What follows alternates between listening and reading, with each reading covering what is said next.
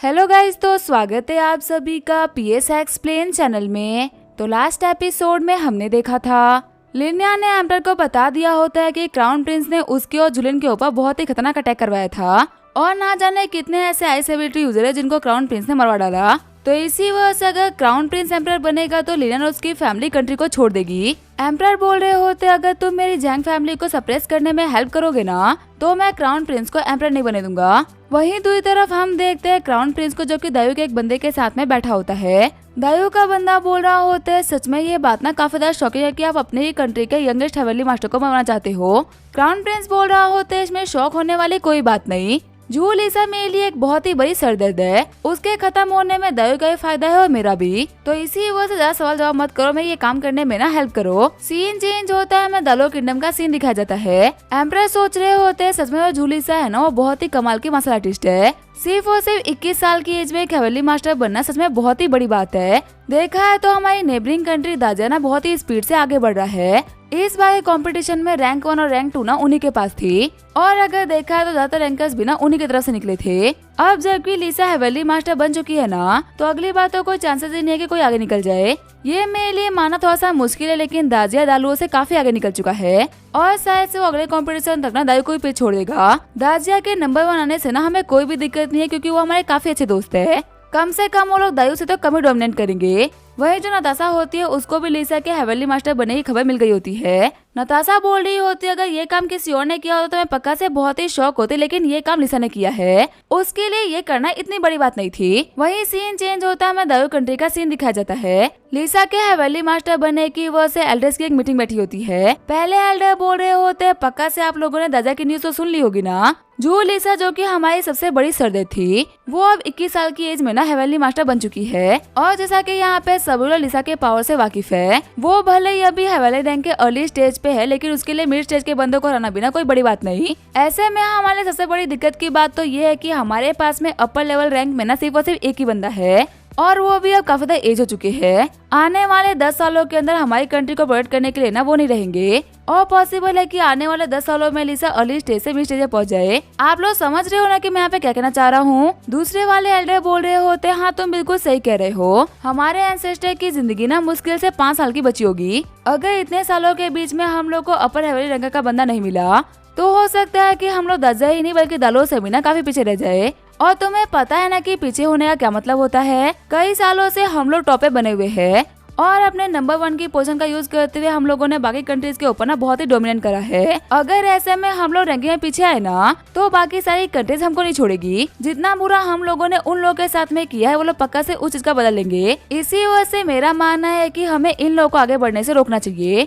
देखो ये तो एक मजाक हुआ कि 10 सालों के अंदर हम लोगों को ना एक अपर रैंक का बंदा मिल जाएगा, लेकिन फिलहाल की ताकत के साथ में हम उन लोगों को तो रोक सकते हैं और उन लोगों को रोकने का मतलब है हमेशा अपने टॉप की पोजीशन को सिक्योर रखना। बाकी सारे एल्डर्स ये बोल रहे होते हैं हाँ बिल्कुल सही बोल रहे हो, हमें इस दिक्कत को आने से पहले ही रोकना होगा जिससे कि हमारे दायु के ऊपर ना कभी कोई खतरा ना आए। और एल्डर्स मेरे पास में ना आप लोगों के लिए एक बहुत ही कमाल की न्यूज है। हमारे लिए सबसे बड़ी दिक्कत वो जू लिसा है ना, जू लिसा का खत्म होना इसका मतलब दाजा का कमजोर होना। और आपको पता है जू लिसा को खत्म करने में ना दाजा का एक बहुत ही इंपॉर्टेंट बंदा मेरी हेल्प कर रहा है। उसकी हेल्प के साथ में मेरे को लगता है कि जू लिसा ना जल्दी ही मारी जाएगी। वही सीन चेंज होता है, मैं दायु की एकेडमी का सीन दिखाया जाता है। हम देखते हैं दायु के फर्स्ट प्रिंस को जिनको लिसा के हेवनली मास्टर बनने की न्यूज मिल गई होती है। फर्स्ट प्रिंस बोल रहे होते हैं मैं कुछ दिनों पहले ही अर्थलैम के पीके पहुंचा हूँ और पीके पहुंचने के बाद मेरे को लगा था कि मैं लिसा को हरा सकता हूँ, लेकिन अब तो वो एक हेवनली मास्टर बन चुकी है तो मेरा उसको आने के चांसेस तो ना के बराबर है। सच कहूँ तो मैंने उसको कंपटीशन में देखा था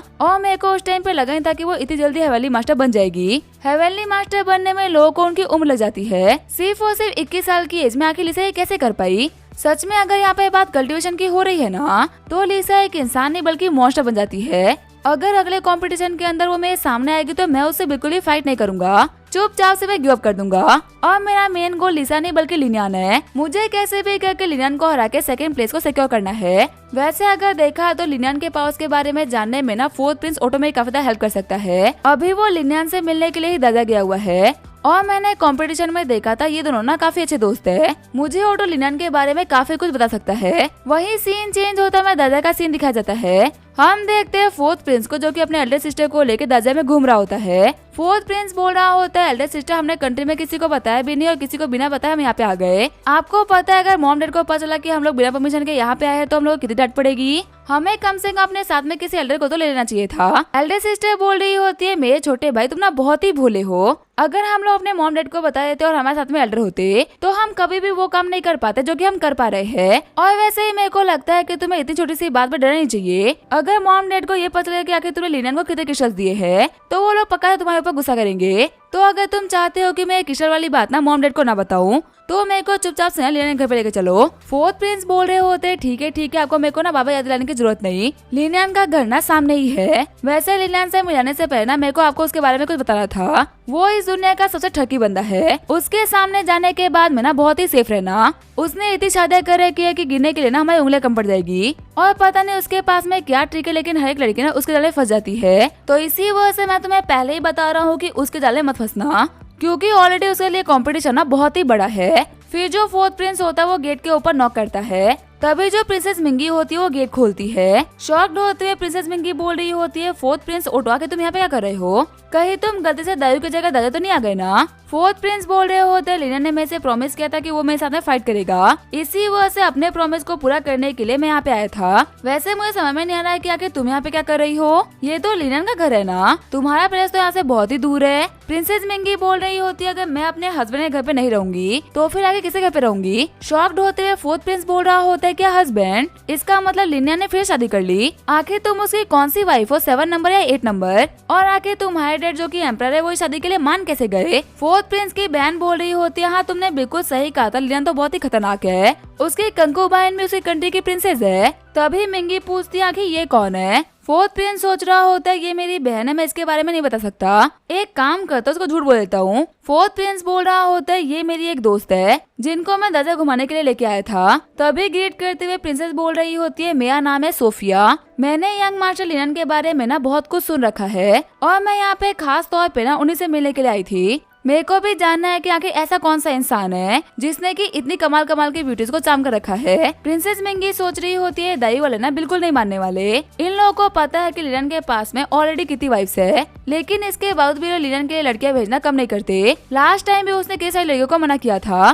तो इस बार उन लोगों ने अपने प्रिंस के साथ में एक लड़की को भेज दिया। सच में दाई वाला ना बहुत ही अजीब है। प्रिंसेस बोल रही होती है, माफ करना लेकिन लिनन अभी घर पे नहीं है। उसने जाते हुए कहा था कि वो ईस्ट सी की तरफ जा रहा है और आज रात को तो वो घर वापस नहीं आने वाला। तो अगर तुम्हें उससे मिलना है ना तो तुम कल यहाँ पे आ सकते हो। शॉक्ड होते हुए फोर्थ प्रिंस बोल रहा होता है, क्या ईस्ट सी? आखिर वो ईस्ट सी में क्या करने के लिए गया है? प्रिंसेस मिंगी बोल रही होती है, देखो इस चीज के बारे में तो मेरे को भी नहीं पता। लिनियन क्या करता है और क्या नहीं उसके बारे में वो सिर्फ खुद ही जानता है।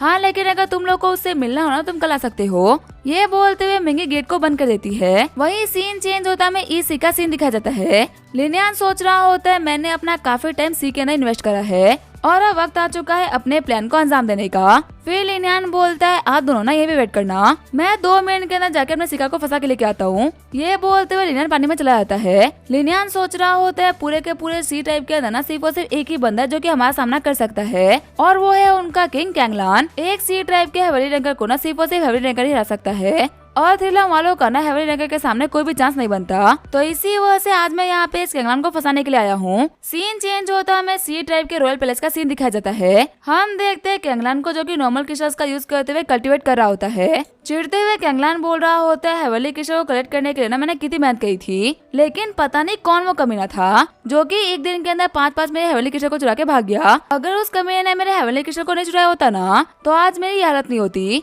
मैं कितने सालों से हेवली क्रिस्टल को कलेक्ट करा था। मैं उन 5 हेवली क्रिस्टल का यूज करते हुए लेवल अप करने वाला था, पर उस कमीने चोर की वजह से ये सब कुछ नहीं हो पाया। अगर गलती से भी वो चोर मेरे हाथ लग गया ना तो मैं उसको जिंदा पानी में गाड़ दूंगा और इस पूरे के पूरे दुनिया को दिखाऊंगा कि सी टाइप के किंग के साथ पंगा लेने से ना क्या होता है। तभी वहाँ पे किंग के पास में एक गार्ड आता है। गार्ड बोल रहा होता है, एम्परर मैं यहाँ पे एक रिपोर्ट लेके आया था। हमारे आसपास के इतने भी सी टाइप के लोग हैं ना वो अपने सबसे पावरफुल मेंबर्स को लेके हमारी तरफ आगे बढ़ रहे हैं। और अजीब बात तो ये है कि अभी सी गॉड फेस्टिवल के स्टार्ट होने में भी ना काफी टाइम बाकी है। हमने अपने 2 गार्ड्स को उन लोगों के पास में भेजा था ताकि वो पता कर सके कि आखिर वो लोग यहाँ पे क्यों आ रहे हैं, पर वो गार्ड्स बिना अभी तक लौटे नहीं। उन लोगों की हरकतें देख के लग रहा है कि वो लोग यहाँ पे रिस्पेक्ट शो करने के लिए तो नहीं आ रहे। आप समझ रहे हो ना कि मैं क्या कह रहा हूँ? किंग कैंगलान बोल रहे होते, हाँ मैं समझ पा रहा हूँ कि आखिर तुम क्या कहना चाह रहे हो, पर मुझे यहाँ पे एक चीज समझ में नहीं आ रही। आखिर इन चूहों में इतनी हिम्मत कब से आई कि ये मेरी बगावत करे? आखिर इनका सरदार कौन है जो कि इन चूहों को यहाँ तक लेके आया है? वही पहले इसके बाद हम देखते हैं लिनियन को, जो कि सारे के सारे सी ट्राइब को लीड कर रहा होता है। एक सी ट्राइब का बंदा बोल रहा होता है सी गॉड, किंग कैंगलन हमारे सी ट्राइब का ना सबसे स्ट्रॉन्गेस्ट बंदा है। सच को तो हमने ट्राइब के जितने भी बंदों को यहाँ पे लेके आए हैं ना, अगर ये सभी एक साथ ही मिलकर किंग कैंगलन से फाइट करे तो भी नहीं जीत पाएंगे। उसके पास में कुछ ऐसी पावर्स है जिसके बारे में हम सोच भी नहीं सकते। तभी वहाँ पे दूसरे टाइप का बंदा बोल रहा होता है कि तुम यहाँ पे सी गॉड के सामने क्या बकवास कर रहे हो? किंग कैंगलन पावरफुल है, लेकिन हम लोग के सामने, सी गॉड के सामने ना, वो कीड़े से बढ़ के कुछ भी नहीं। इस पूरे के पूरे सी में जो भी कुछ है वो सब कुछ सी गॉड ने ही तो बनाया है। तो तुम्हें लगता है कि सी गॉड की कोई क्रिएशन उनका मुकाबला कर सकती है? जब तक सी गॉड हमारे साइड खड़े हैं ना, तब तक एक किंग कैंगलन क्या 100 किंग कैंगलन भी होते ना, तो भी वो हम लोग को हरा नहीं पाता। मैं तो यहाँ पे इस बात की खुशी मना रहा हूँ कि फाइनली आज के दिन हम सभी के सभी फ्री हो जाएंगे। तभी वो लोग देखते हैं कि किंग कैंगलन के काफी सारे सोल्जर्स उन लोगों के ऊपर अटैक करने के लिए आगे बढ़ते हैं। ट्राइब के बंदे बोल रहे होते हैं जितने भी बंदे हम लोग के सामने आ रहे हैं ना, वो सारे के सारे किंग कैंगलन के सबसे पावरफुल बंदे हैं। किंग कैंगलन के बाद में पूरे के पूरे सी के धने सबसे स्ट्रॉन्गेस्ट है। तभी लिनियन अकेला आगे बढ़ते हुए सारे के सारे बंदों को हरा देता है। लिनियन बोल रहा होता है इस किंग कैंगलन के पास में ना 10 ऐसे बंदे जो कि अर्थ रियलम के ना पीक पे थे, और सच को तो इन सभी को हराना मेरे लिए बहुत ही आसान था। तुम सभी लोगों ने यहाँ पे देखा ना, अब इन गार्ड्स की तरह ही किंग कैंगलन की भी धुलाई होने वाली है। खुश होते हुए सारे बंदे बोल रहे होते सी गॉड आप तो कमाल के हो। हमें पता है कि जो हमारे सी गॉड है ना वो बिल्कुल ही इनविंसिबल है। कहा था कि ये 10 गार्ड इतने पावरफुल है कि इनको कोई छू तक नहीं सकता, पर सी गॉड ने सिर्फ और सिर्फ 1 मिनट के नहीं 10 को हरा दिया। किंग कैंगलन के साथ भी नहीं ये सेम चीज होने वाली है। तभी वहाँ पे आते हुए किंग कैंगलन बोल रहा होता है लगता है कि तुम कीड़ों की जमाना कुछ ज्यादा चल रही है। पहले मैं तुम्हारे नकली सी गॉड को खत्म करूंगा, उसके बाद में तुम सभी लोगों को। अगर इस सी का कोई मालिक है और तुम लोग का कोई गॉड है ना, तो सिर्फ और सिर्फ एक ही बंदा है जो कि है किंग कैंगलन। जब तक तुम लोग मेरे को पूछोगे तुम लोगों की जिंदगी काफी कमाल की रहेगी। और जिस टाइम तुम लोगों ने बगावत को चुना उस टाइम पे तुम लोगों ने अपने मौत को चूज कर लिया। फिर जो किंग कैंगलन होता है वो हमारे लिनियन के काफी ज्यादा करीब आ जाता है।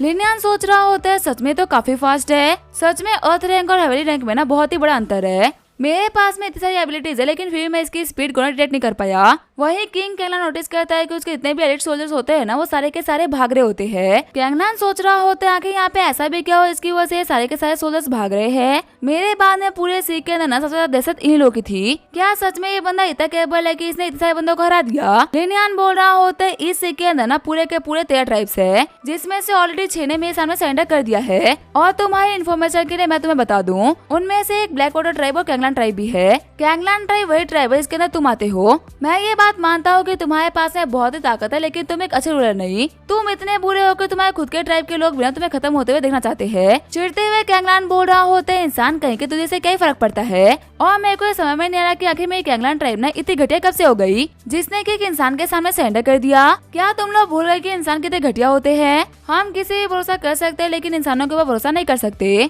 मेरी ना एक बात हमेशा याद रखना, इस इंसान के ऊपर भरोसा करना तुम लोग के लिए बहुत ही भारी पड़ेगा। तभी कैंगलन टाइप का बंदा बोल रहा होता है इंसान बोल के ना इनकी बेइज्जती मत करो। ये हमारे सी गॉड है और इनके लिए हम लोग जिन्हें मरने के लिए तैयार है। बाकी सारे ट्राइब के बंदे ही बोल रहे होते हैं हाँ हम लोग सी गॉड के ऑर्डर को ही मानेंगे। कहानी में क्लियरली लिखा गया है कि सी गॉड हमारे रक्षक है। जब भी हम लोग के ऊपर दिक्कतें आएंगे तो हम लोग को बचाने के लिए सी गॉड ही आएंगे। और कैंगलन हमारी बात ना कान खोल के सुन लो, इस पूरे के पूरे सी में ना सबसे बड़ी दिक्कत तुम हो। तुम भले ही खुद को गॉड मानते हो लेकिन असल में तुम एक डीमन हो, और आज इस डीमन को खत्म करने के लिए ना हमारे सी गॉड खुद आए हैं। अपनी पावर को रिलीज करते हुए कैंगलन बोल रहा होता है तुम्हें अपने सी गॉड पे इतना भरोसा है तो मैं तुम सभी लोगों के सामने तुम्हारे सी गॉड की वॉरत करूंगा कि तुम लोग ने रुक कांप जाएगी। तुम्हें रिग्रेट होगा कि तुम इस सी गॉड के पीछे क्यों खड़े हुए। और खासकर तुम लोग जो कि ज्यादा बोल रहे हो ना, तुम लोग के चेहरे को मैंने याद कर लिया है। तुम्हारे सी गॉड के बाद में सबसे पहला नंबर ना तुम ही लोगों का लगने वाला है। तभी सीन चेंज होता है, सरफेस का सीन दिखाया जाता है। हम देखते हैं लिसा और ड्यूक जुई को जो कि लिनियन का वेट कर रहे होते हैं।